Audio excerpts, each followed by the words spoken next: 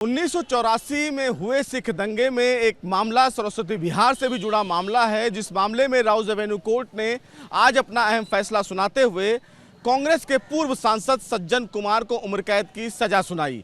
लेकिन चूंकि ये मामला फिलहाल खुला कैसे और इस पूरे मामले में एसआईटी बनाई कैसे और इस पूरे मामले में जांच आगे बढ़ा कैसे, इस पूरे मामले को दोबारा खोलने वाले जो फिलहाल गुरलाल जी हैं, जो कोर्ट पहुंचे थे, जिनकी वजह से एसआईटी दोबारा बनी और इस पूरे मामले में अब न्याय मिला। हम उन्हीं से जानते हैं। सर, फिलहाल एक लंबी लड़ाई आपने लड़ी, सुप्रीम कोर्ट आप गए, कैसे आपको लगा फिलहाल इस पूरे फैसले को देखकर कि भाई कोर्ट ने इस पूरे मामले में जो उम्र कैद की सजा सुनाई वो सही है? देखिए, हम निराश हैं इस फैसले से।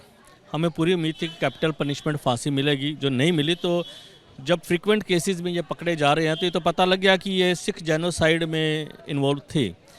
और मेरा ये हमेशा से एक सवाल रहा है कि देखिए, देश का संविधान जिसको राहुल जी और प्रियंका जी रोज माथा टेक रहे हैं, वो क्रिमिनल को भी अधिकार देता है कि आप अपने लिए न्याय मांगने कोर्ट जा सकते हैं, आप अपने आप को रिप्रेजेंट कर सकते हैं, वहाँ पे कर सकते हैं, नहीं कर सकते। लेकिन इस मामले में क्या हुआ कि जब इंदिरा गांधी के कातिलों ने ये मान लिया कि हमने कत्ल किया तो केस खत्म, उन्हें तो फांसी देने में आपने 5 साल लगाई, लेकिन किस कसूर में 10,000 से ज़्यादा सिखों को आपने सड़क पर जला दिया जिंदा, केमिकल डाल के, टायर डाल के? क्या कसूर क्या था? वो अपना रोजी रोटी कमाने जा रहे थे। आपने जो है इलेक्शन की लिस्टें उठाई, घरों को चिन्हित किया, घरों में घुस के बच्चों के सामने, बीवी के सामने उनके मर्दों को जिंदा जला दिया।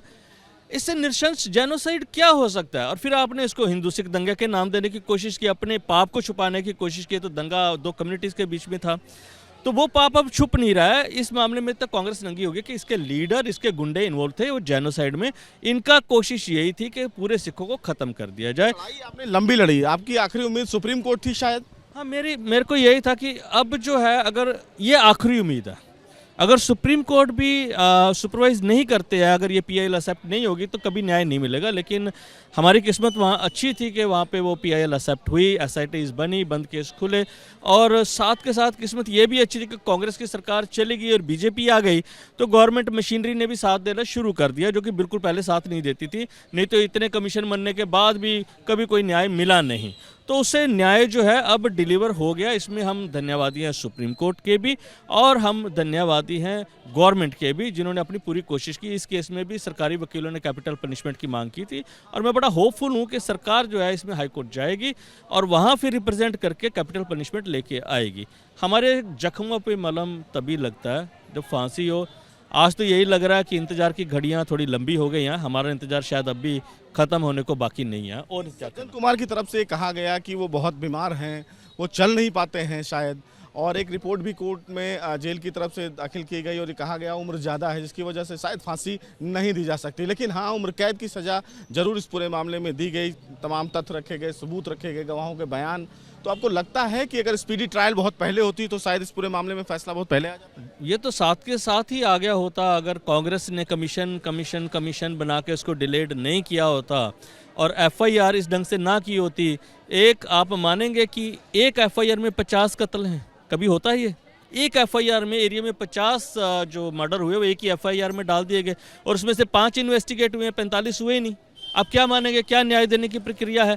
उन पुलिस वालों को जिन्होंने अपनी निर्दोष सिटीजन्स को सुरक्षा देनी थी, वो तो सुरक्षा दे रहे थे कातिलों को, और उसके बाद जो उन्होंने एफआईआर ढंग से नहीं की, और आप माने कि उनको अपने प्रमोशनें दे के रिटायर भी कर दिया। तो आपकी तो मंशा क्लियर नज़र आ रही है कि आप करना क्या चाहते थे। और इतना बड़ा जेनोसाइड करवाने के बाद भी आप सज्जन कुमार टाइटलर को टिकटें भी देते रहे, इनको भी आप प्रमोट करते रहे। तो मुझे लगता है कि अगर उस टाइम संविधान को उस टाइम माना होता कांग्रेसियों ने, तो न्याय शायद 10 साल के अंदर अंदर हो गया होता, हमें इतनी लड़ाई ना लड़नी पड़ी। अभी लड़ाई जारी रहेगी?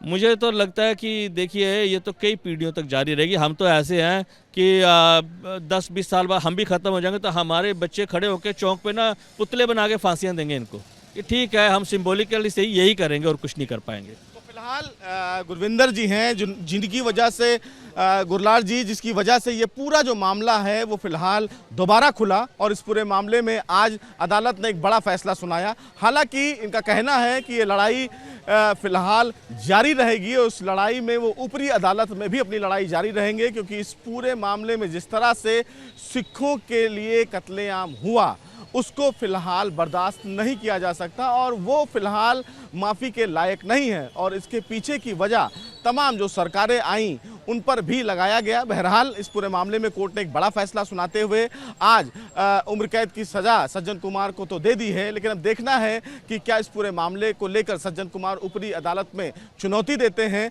या फिर दिल्ली पुलिस जो फांसी की सज़ा की मांग कर रही थी वो इस पूरे फैसले को ऊपरी अदालत में चुनौती देती है। बहरहाल तमाम सिखों को इंसाफ के मद्देनजर एक बड़ी राहत जरूर मिलती हुई नजर आ रही है।